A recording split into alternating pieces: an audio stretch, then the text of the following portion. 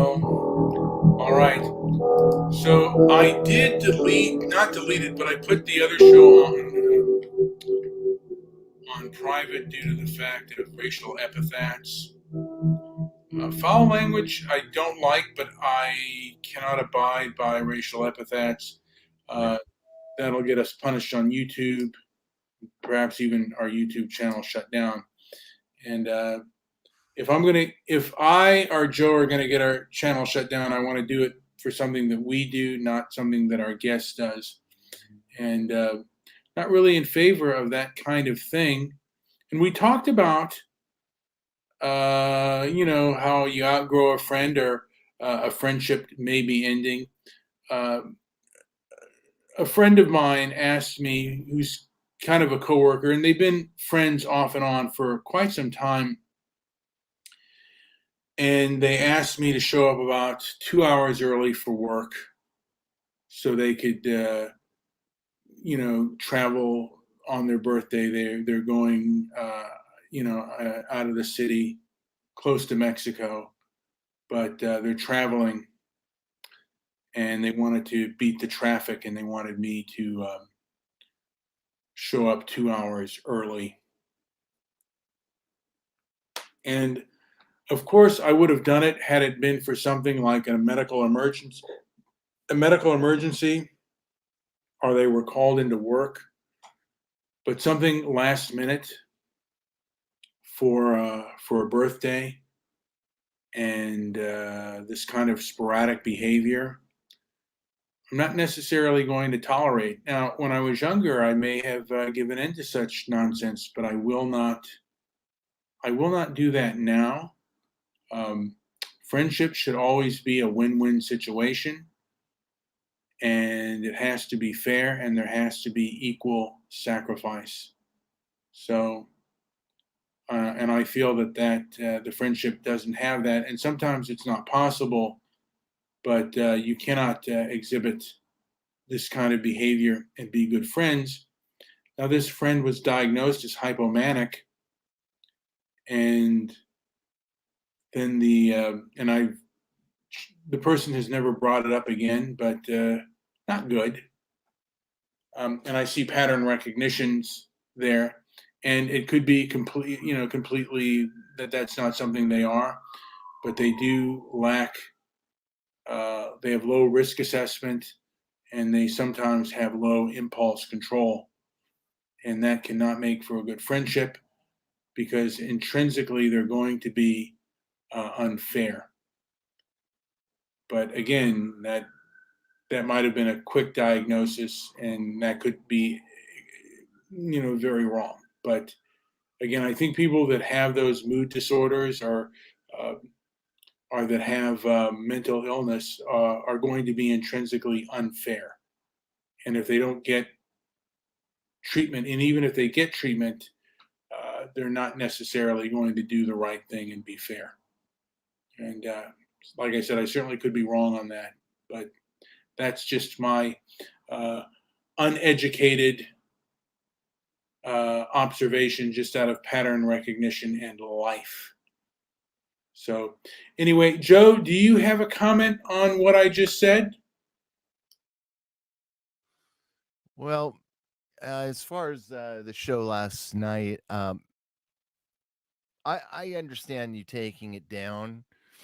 I don't mind testing the waters on against YouTube if we were dealing with people, but since it's just algorithms and very impersonal, and they're catching the worst things. Plus, not to mention, our very first podcast got yanked down for something far sillier, in my view. It was, you know, we were kind of jokingly outing somebody as being a Muslim, but you know, we didn't know, we didn't have any hard fact, and we got yanked down, and they stole all of our content, and they wouldn't give it back.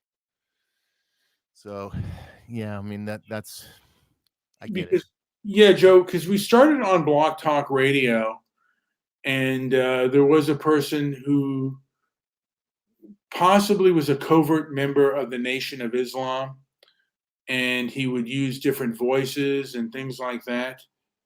And we kind of caught him in the act of being a fraud, and he probably didn't like it, and he probably cut us off the internet. And that's, like I said, that's a possibility of what happened. And that's those are the hard breaks. And the left has, by the way, gotten worse. And this is just my argument and my debate. Uh, the censorship has gotten far worse. And I was debating someone by the name of Divine Goddess. Uh, and she says, no one, because I think people of European descent are not going to be treated well where leftism has control, because leftism grows on envy, and it's grown on racial animus and ethnic animus. So wherever there is leftism, you need to escape it. People of European descent are okay in Thailand and living in Japan or Singapore. They're not okay living in South Africa, Zimbabwe, and right now, the United States. It's not that bad, but it can get progressively worse. And they're putting out an ideology that is very abusive and very vindictive. And by the way, I want to say that I'm going to see my so-called friend or ex-friend at work, and for me, I'm coming in expecting the most vindictive and cruel behavior from them, because, of course, that is what they have shown with regards to their adversaries. They're What? not. Wait. What do you mean? What is? So you mean future actions should be judged based on the prior actions? Yes, it's kind of like playing a game. It's like playing sports with somebody. You look at the tape and you see how people move and stuff like that. Like if you're a prize fighter, you're going to look at the tape to look at what they've done and how they've moved in the past. And a lot of times that is a good indicator on how they will move in the future. And I know how, I've known this person for over probably almost 20 years, close to 20 years. And I know how they act with their adversaries. When a person becomes an ex-friend, they tend to make them an enemy. I hope that's not the case for me. Where she just either moves on, or even you can rekindle a friendship if they're willing to seek help and not behave in that way. But I don't expect change, and I come into a place expecting the worst out of them. I'm I'm hoping for the best, but I'm absolutely prepared for the worst. And uh, past behavior has shown that this person can be extraordinarily vindictive and nasty with their ex friends, and they are not rational or reasonable people. And you can do that. There is a document called Unum Sanctum. It was written in 1302, and it is essentially the laws of the church in many respects. And one quote that's used in this document, it says, "The spiritual man judgeth all things, and he himself is judged by no man." So you have the right to look at these things and make a judgment.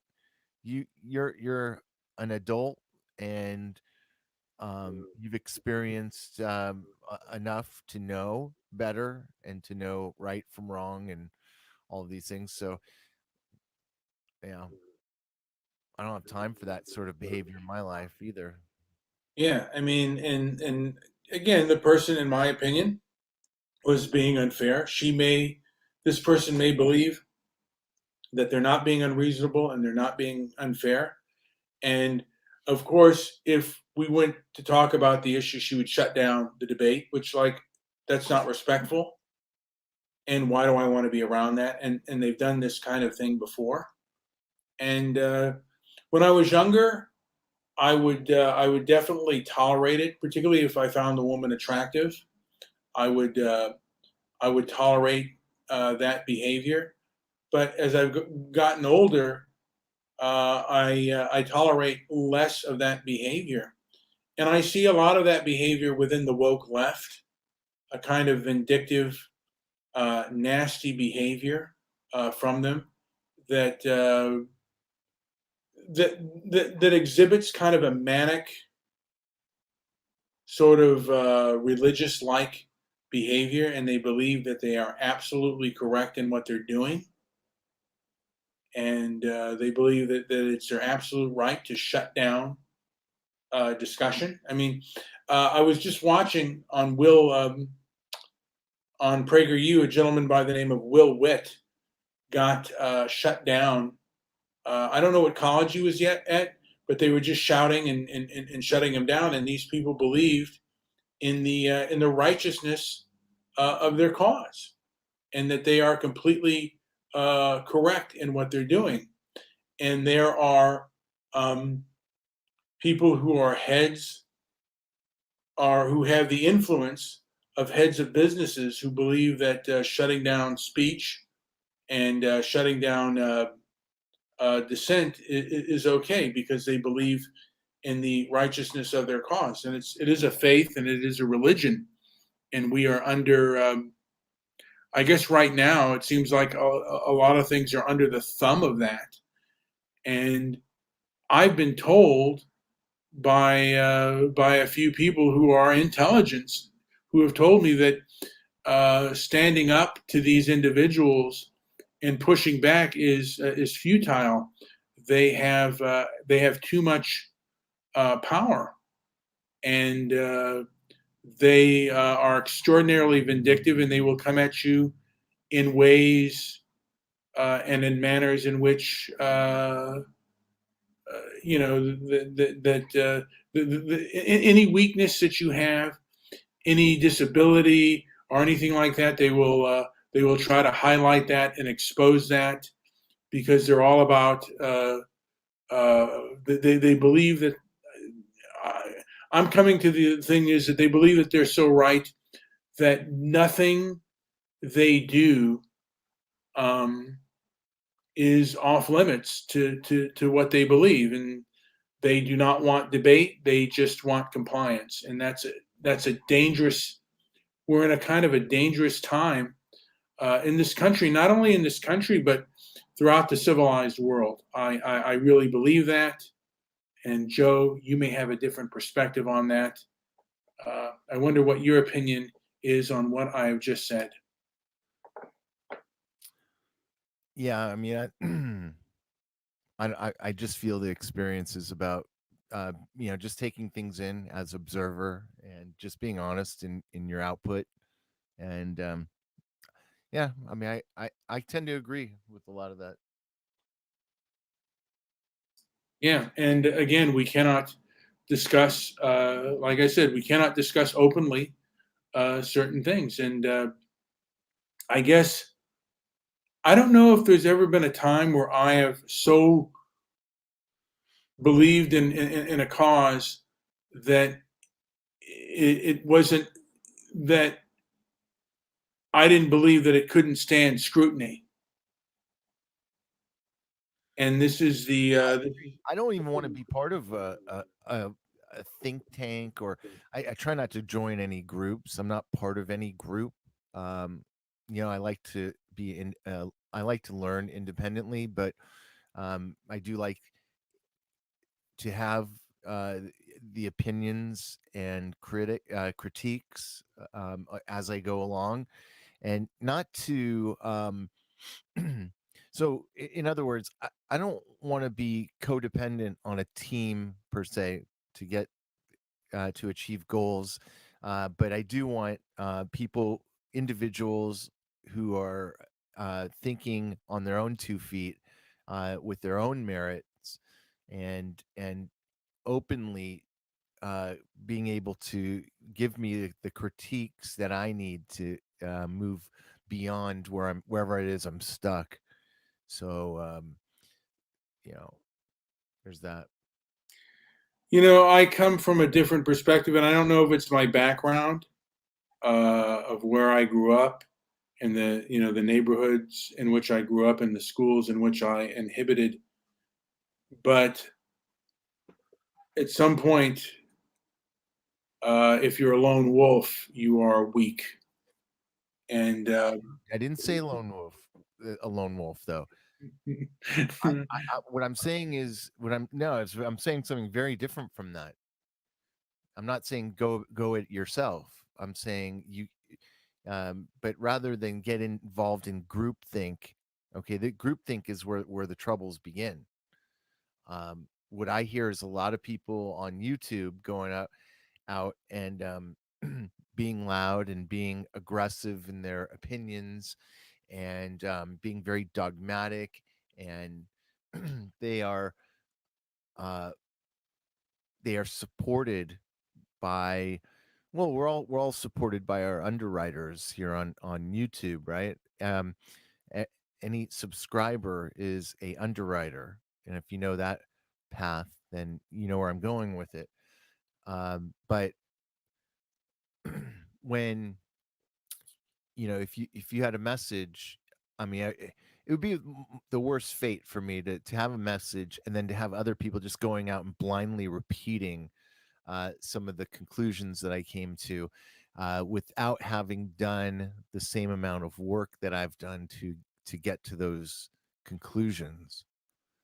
So I don't want to sell my ideas short, and to make my ideas better, I need the input of people who know as much or more than me, or maybe not know as much as me, but being an honest critic of what it is I'm saying. I don't think you need to be involved in a group to achieve that. You just need independent thinkers, people with active minds. I don't, you don't need people kissing your butt and telling you you're right all the time. So I'm not sure if you agree with that still or disagree with that still. when does law and order and protection from the mob come into play? Because to me, maybe not. I don't know if groupthink, but You are your own governor, though. You should be governing yourself always, and everybody should be governing themselves. That is the ideal. That is the pinnacle of humanity, is when people are self-governing. Everybody's they know how to take care of themselves. Their time, their energy is being rewarded and respected when you're not, that's just me. And we grew up in a time when there was a lot of scares along the way to getting to 2021. There's been all kinds of scares. Probably the most incredible backbreaker of our generation was 2008, where buying a home became almost impossible for most. And what we're seeing right now is a financial system that is being held up. Just it's the most incredible thing that's going on in today's economy, where the Fed wants to own everything. They want to own it all. And people and what's there's been this tremendous squeeze. And so if you were in that middle class or lower middle class, you're getting kicked down lower and lower every day. That and we're being told on the news that the economy is in boom, when it's absolutely not the case. There's so much debt being bought up by the feds that they are going to own it all, and they're going to just keep injecting money into the economy and make and so we get these news reports, oh, everything's great, everything's fine and dandy, the economy's on fire, uh, but I'd suggest it is on fire, just not the same kind of fire. I mean a literal fire. So I don't know if that made any sense. I was kind of rambling. But we did come from a time, yeah, like I said, we've had all these scares. The housing market of 2008 really broke a lot of backs. It destroyed a lot of people were underwater in their investments in their homes. People like me were pushed back a good 10 years before that was even a consideration. It was demoralizing, and there's been other things, a whole bunch of a whole slew of other instances along the way that have uh, been just a fundamental attack on people living that old American dream narrative.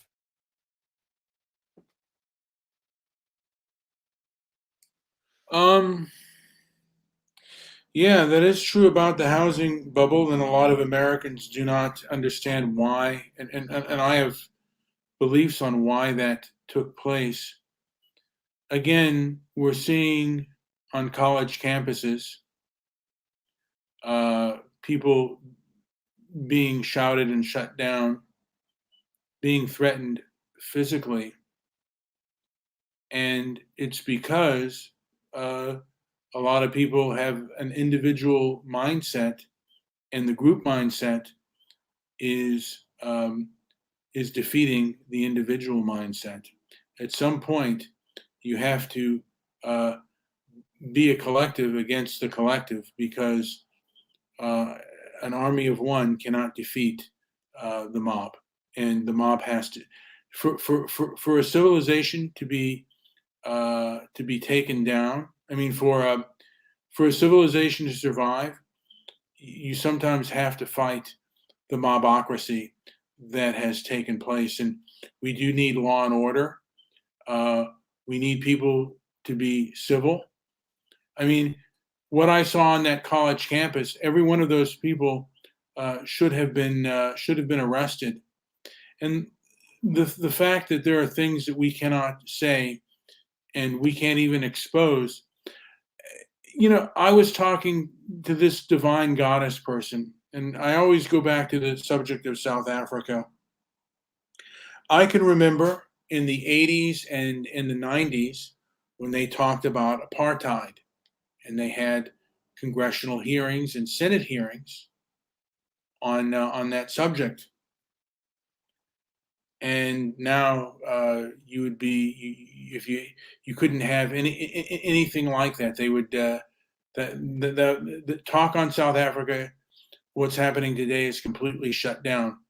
But when you get down to the nitty and the gritty, uh, they believe to a degree that it's karmic debt. That's what this person, divine goddess, said. And is that if I had children, I wouldn't want them to suffer what they believe to be karmic debt. And how do you stop mobocracy? How do you successfully fight people that will shut you down? How do you successfully fight people that have a stranglehold on the economy? How do you resist them without collective force? That's my question. Joe, do you have a response to that? I'm not sure. Fight the economy? Is that what you said? Okay, this is my belief. If we went out and we decided to say something that the establishment was against, the establishment, there are unhinged lunatics that would go in and shut down the discussion, and they would do so by force. They have a stranglehold on the economy, which means they can black Who has a stranglehold on the economy? Who? the leftist establishment. Bullshit. That's not true. Then you and I are not. Okay. I see otherwise. I do believe that the leftists have control over the establishment. It's because you watch YouTube videos. It's not YouTube videos. It's what I've seen in person. These are unhinged lunatics, and they do control the establishment.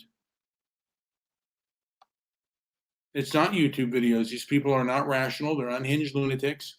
You're picking at small fries, man. The feds that I mean oil companies and the people invested, the investment bankers have not billions of dollars. They have trillions of dollars in reserve. They control everything. So to me, you're barking up the wrong tree. You're barking up small fries. Those people are pretending to run the show, but they don't. No way. No way. There's the true makers of this market and this economy have so much money and power, and it's the feds. It's the investment. This is a banker's war we're in. I mean, it's all you have to do is look at what the feds are doing every day. They're injecting all this money, billions of dollars into the economy that they don't have. They're just woo, putting it out there. And the message is that we are in a booming economy when we are not. And we're having inflation. And do you think these leftists that you're talking about, they don't control things like inflation? That's way over their heads. So I just think that you're not looking at the big picture. You're looking at more of like, think local, act global. But when it comes to money, it's all show at these lower levels and these factions, especially when we're working in a one world government already. So yeah, no, totally disagree 100%. Government. Howard should be here for this call. That I wish he was, but he's not. But government exacerbates inflation.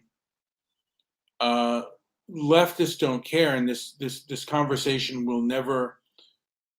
This kind of truth that you're speaking will not happen because leftists believe in other things, and whether the motivation is power and control, or the motivation is about the belief of a better world, and that is my belief, is that these people are motivated because they think that they are doing the right and correct thing, and they are completely wrong, and they're going to make misery for a lot of people. And again, these people have the ear of the establishment, and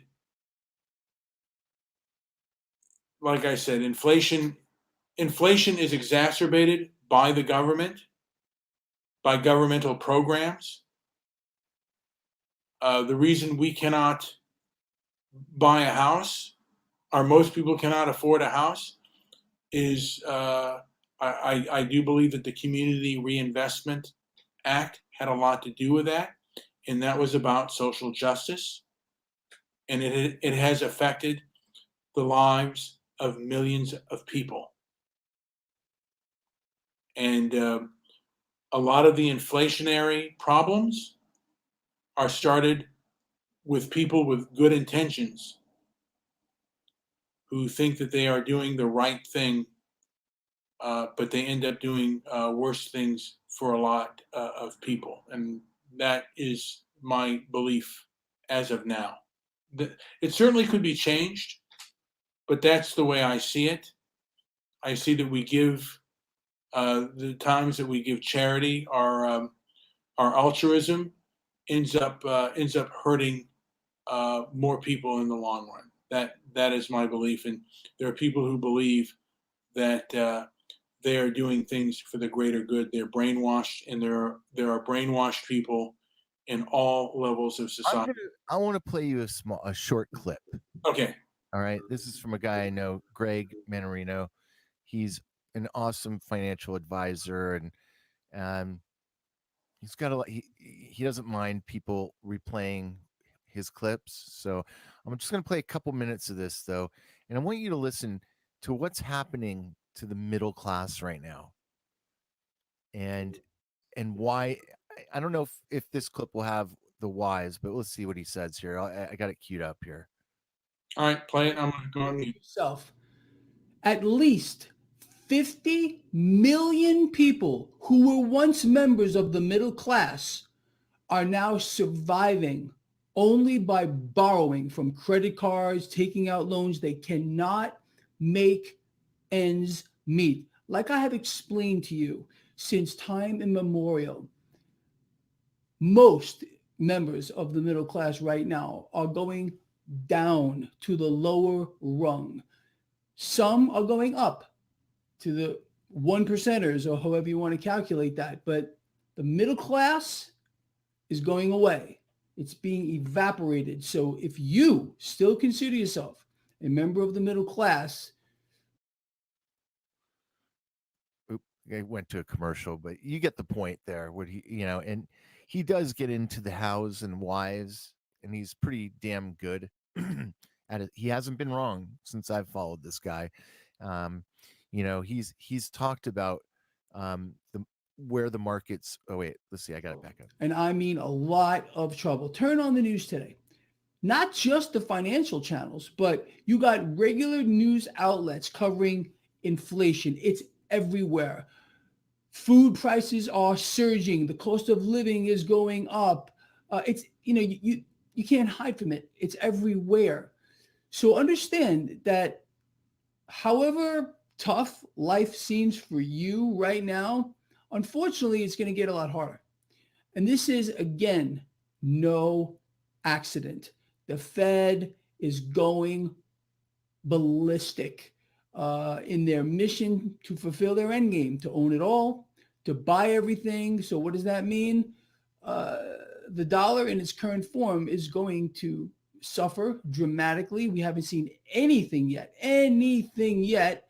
So, your purchasing power goes away, and it just makes your life harder. Unfortunately, this is And then what happens is the middle class, or the once middle class, who aren't able to swim up, but get sunk down. What's happening is they're becoming reliant on the government, and they want that. They want that.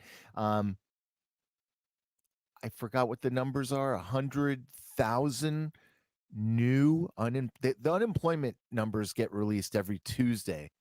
I think another 70 to 100,000 new unemployment claims were made. I think just in California.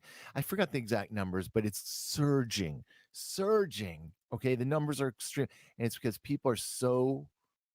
I think they're getting scared, and they're getting pushed away from the slightly comfortable lifestyle they were starting to get used to. So yeah, I mean, that's where I see the true problem. It's with the feds wanting to own it all. It also, Greg and I also kind of see eye to eye on a lot of things that you might not see, you might not agree with, but just that there are a lot of things that happen in this world to, let's say, to help the elites maintain and achieve more power.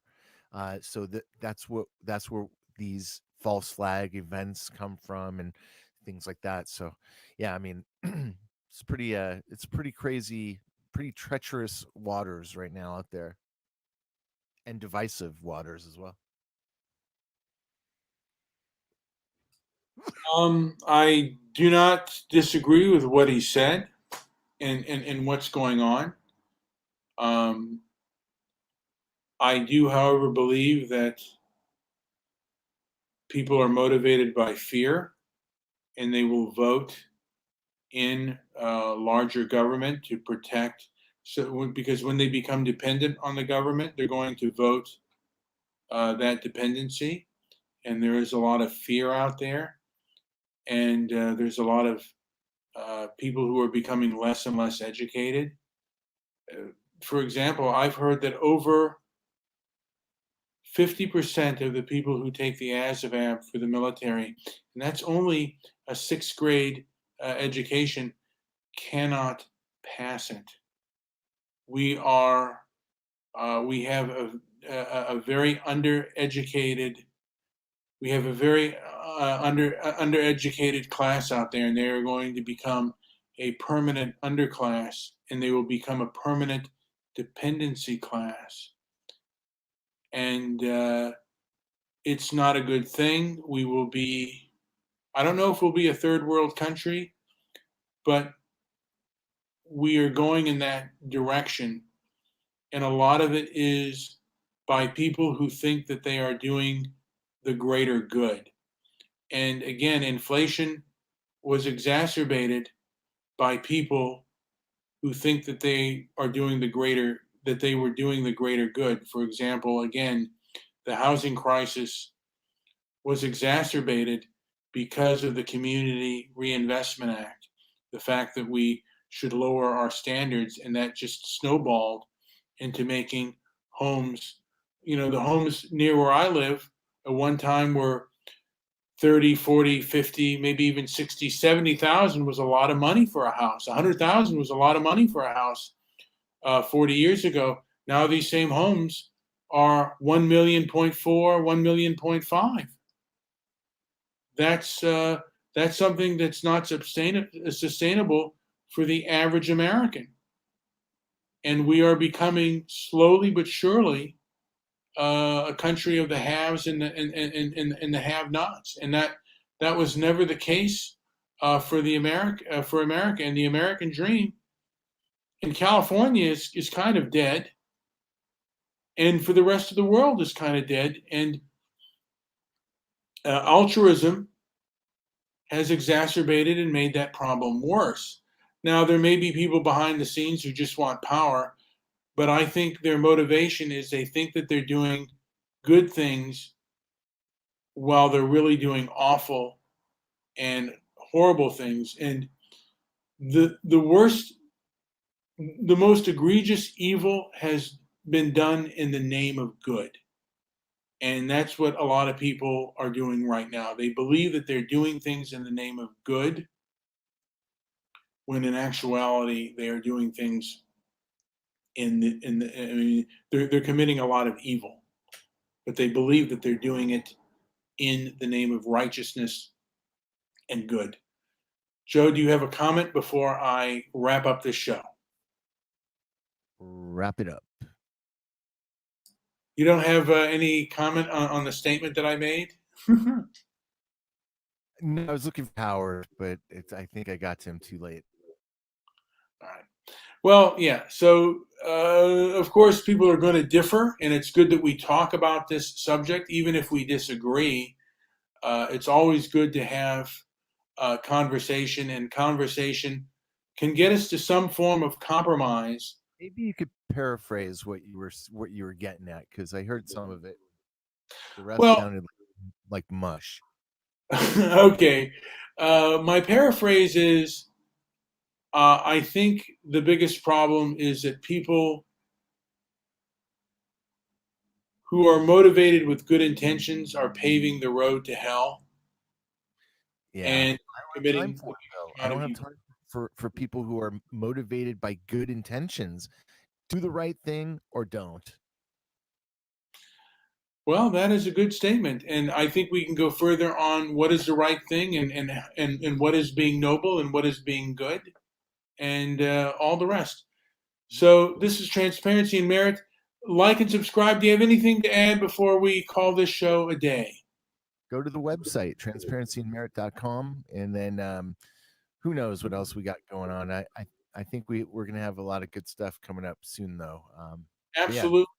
We have a few ideas. Comments, people. And if you, particularly if you don't like the show, leave a comment if you disagree. And I mean, it's always good. We always welcome guests on our show that disagree. We want that. We want disagreement. Even if you agree, if you're an interesting person, we want to hear from you. Anyway, this has been Brian and Joe with Transparency and Merit. Like, subscribe, and share the video.